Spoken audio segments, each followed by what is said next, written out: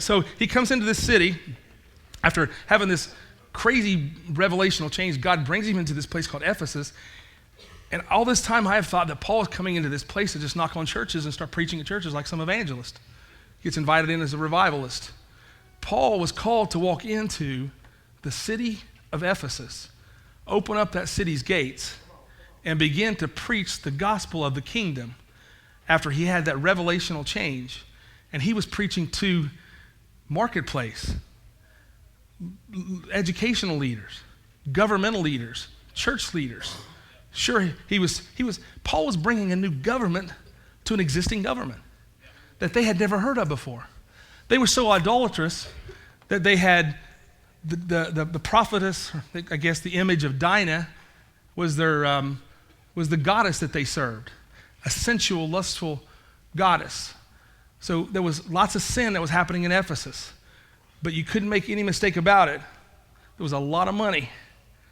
There was a lot of economy. There was a lot of habitation. There was a lot of family. There was a lot of life, a lot of arts, a lot of entertainment. There was a lot of things that were happening in Ephesus today that we would say, I bet there was a ball dropping in Ephesus on New Year's Eve. Okay, I bet there was all kinds of good stuff happening. There was concerts happening. There was just a place of a lot of life that was taking place. And all my life, I preached in the book of Ephesians, and I've read about Paul, and I never really put that together, that Paul was going into a city that he wasn't going in just to evangelize. He was going to evangelize, but he was going to kingdomize. There is a difference. Amen. There's a difference between evangelizing and kingdomizing. One will tell you how to not be a sinner and get saved. That's the first step. But to get you just saved and not into the kingdom will frustrate you to no end. If you don't know God can heal you, you're okay being sick. But the first time the light goes off that God can heal you and you don't get healed, internal conflict starts happening in your life.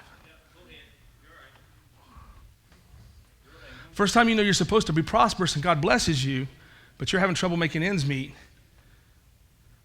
you start studying, God, are you going to do this or are you not going to do this? What's wrong with me?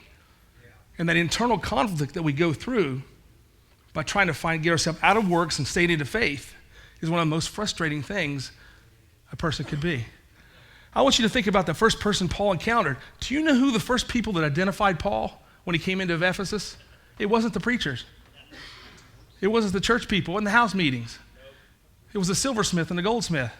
Why? Because when Paul came in preaching the gospel, he started preaching the gospel of the kingdom because he had a revelation that knocked him off his high horse, brought him into a place of perspective of the kingdom. He comes in and he starts talking kingdom.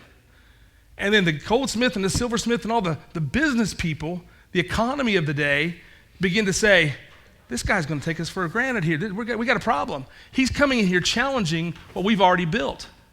It would be like you going to New York City or somebody like that, or Dallas, Texas, and going in and begin to preach, and all of a sudden the notoriety people, the people that have influence, the people that are in government, the people that are in positions of authority and making decisions, the marketplace leaders begin going, wait a minute, what's he preaching? While the church is over here trying to figure out what's going on over there, the system of society begins to point out who Paul was long before the church did.